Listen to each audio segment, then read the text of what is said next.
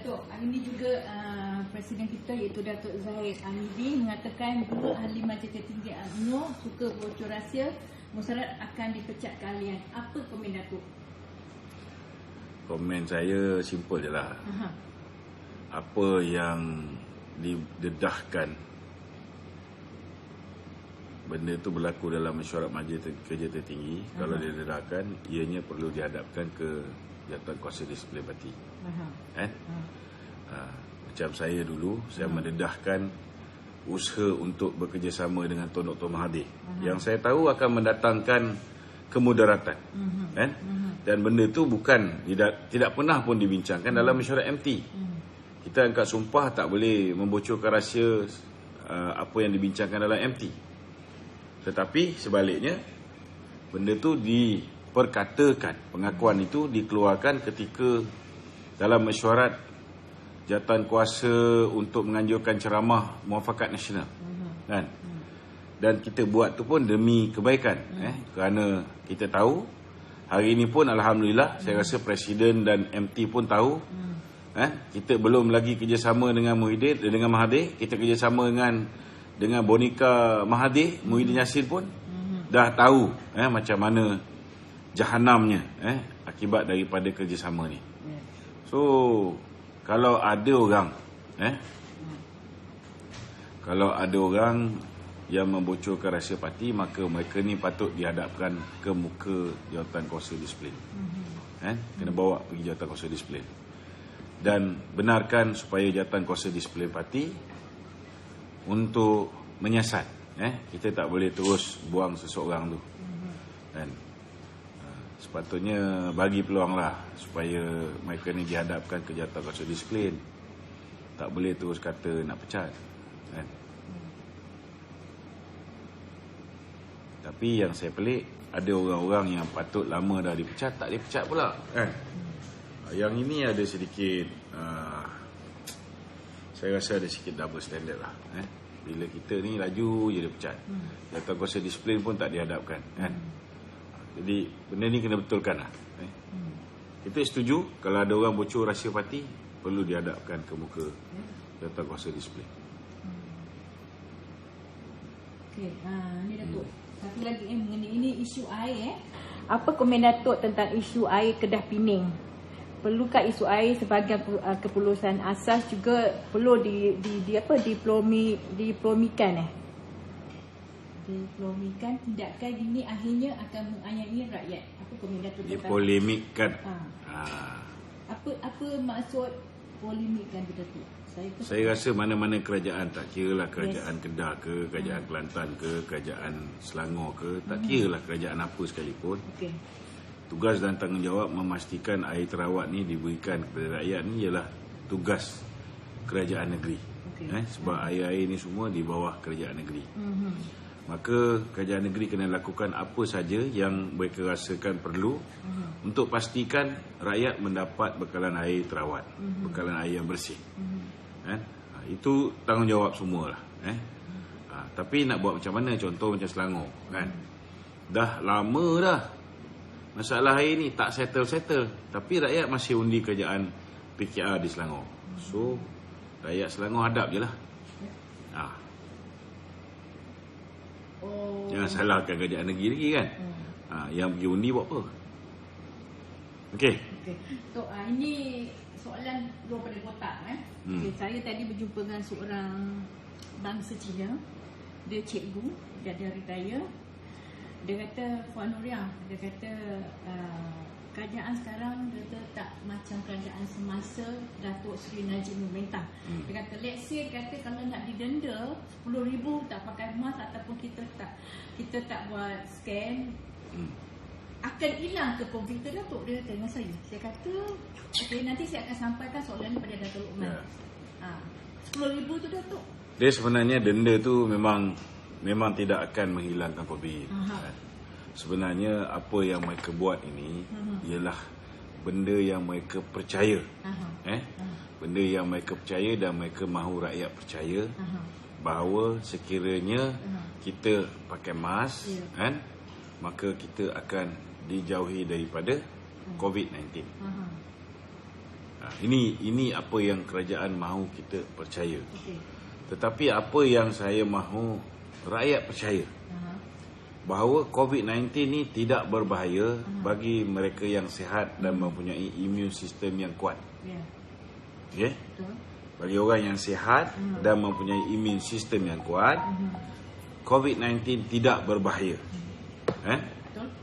Dan COVID-19 boleh memberikan kesan kepada mereka yang mempunyai komplikasi jantung, komplikasi buah pinggang, komplikasi jantung, buah pinggang, darah tinggi, kencing manis dan penyakit-penyakit kritikal yang lain. Dia boleh worsen keadaan seseorang tu. Dia akan menyebabkan keadaan seseorang tu lebih parah sekiranya mereka dijangkiti dengan virus COVID-19. Itu sebabnya saya nak beritahu, sepatutnya fokus kerajaan hari ini bukan lagi dia nak jaga rakyat. Fokus kerajaan hari ini ialah menyampaikan mesej, mendidik rakyat macam mana rakyat boleh menjaga diri dia sendiri. Sampai bila mereka ni nak hidup, nak menakutkan rakyat dengan pandemik COVID-19. COVID-19 is no longer a pandemic. Dia sudah jadi endemic. Kita kena hidup bersama dengan COVID-19. Macam mana kita hidup bersama dengan denggi, begitulah kita kena hidup bersama dengan COVID-19. Kalau denggi, kerajaan boleh pastikan mereka mengadakan kempen. Pastikan jaga kebersihan, jangan sampai barang-barang, contohnya tayar ada air kat dalam tu, ataupun barang-barang yang boleh menyebabkan air bertakung, supaya kita boleh elakkan daripada jentik-jentik ni dapat membiak. Dan jika semua orang bersih, menjaga kebersihan, maka kita akan kurangkan pusat-pusat yang boleh membiak nyamuk Aedes yang merupakan punca penyakit denggi kan. Jadi benda yang sama sepatutnya dilakukan oleh kerajaan hari ni. Bukan lagi dengan mengenakan sekatan jalan raya kan. Sebab bukan dengan adanya kesekatan jalan raya itu maka COVID-19 ni akan terhindar. Bukan dengan mengenakan denda kepada mereka yang terlupa nak pakai mask itu, menyebabkan COVID-19 itu terhindar. Jadi sepatutnya mereka mendidik. Pertama mendidik bagaimana cara nak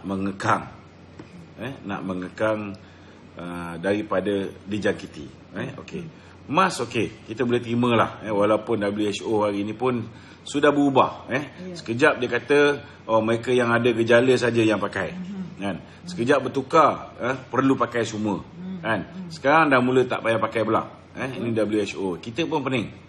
Yang mana satu kita nak ikut? Ini badan kesihatan tertinggi di dunia. Dan yang kedua, selain daripada kita mendidik rakyat supaya rakyat tahu macam mana nak mengelak daripada dijangkiti, dengan jaga kebersihan, jaga jarak. Jaga jarak, contohnya yang jaga jarak Malaysia ni dah tak boleh pakai dah. COVID-19 dia kata kita kena jaga jarak sosial 1 meter, sedangkan COVID-19 ni airborne 4 meter, 4 meter. So apa gunanya kita jaga jarak 1 meter ni? Jadi benda ni pun dah tak relevan. Sebab lagi lama kita berhadapan dengan COVID-19 dan hidup dengan COVID-19 ni, kita akan lebih berpengalaman. Dan dengan dapatan-dapatan baru ni, sepatutnya kita boleh mengeluarkan ketetapan-ketetapan baru berhubung dengan SOP-SOP yang patut dipatuhi. Tapi benda ni tidak ada sebarang bentuk peningkatan. Yang kedua, kalau dah tahu orang yang mempunyai immune system yang bagus, mereka ni akan selamat, ataupun mereka ni kalau dijangkiti dengan COVID-19, kadang-kadang mereka pun tak tahu mereka ada COVID. Ya, betul. Sebab dia punya immune system kuat. So, apa yang patut kerajaan buat? Kerajaan patut pastikan bahawa rakyat ini tahu macam mana nak menguatkan immune system dia. Begitu juga kalau dah dijangkiti dengan COVID-19, daripada rakyat punya duit digunakan untuk bawa orang-orang yang sihat pergi ke MAEPS, Kemudian buat pocor-pocor kat sana. Untuk apa? Ini satu pembaziran. Memanglah untuk kroni-kroni yang membekalkan katil, membekalkan makanan, membekalkan macam-macam kepada mereka ni, ini adalah peluang perniagaan. Betul tak? Tetapi kena ingat, di luar sana terlalu ramai yang menderita akibat daripada COVID-19 ni. Bukan menderita disebabkan COVID tu, tetapi menderita disebabkan SOP-SOP yang telah pun ditetapkan oleh kerajaan, yang akhirnya lebih banyak membunuh rakyat Malaysia daripada COVID itu sendiri. Yang ini yang cukup bahaya. Okey, Tok Ni daripada Johor UG Johor. Ya. Assalamualaikum. Waalaikumsalam. Kenapa masih lagi MP UMNO menteri takut sangat nak tarik diri walhal tiada kerjasama dengan PBM?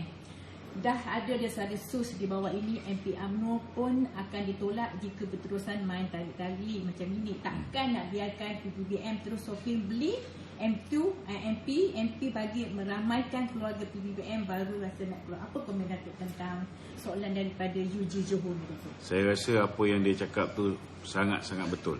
Ya. Masalah yang kita tak faham sampai sekarang, kenapa orang bawah ni lebih cerdik daripada menteri-menteri kita? Betul? Apa yang susah sangat menteri kita, timbalan menteri kita, pengurusi-pengurusi GLC kita ni nak menarik diri daripada Kerajaan Perikatan Nasional. Yang ini menjadi persoalan sehingga hari ini.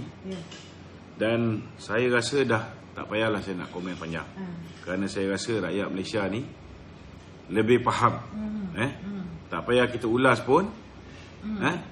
Rasa-rasa rakyat ni boleh tahu bahawa mereka-mereka yang pegang jawatan ni tidak sanggup untuk melepaskan jawatan walau seminit untuk kembali menjadi pembangkang.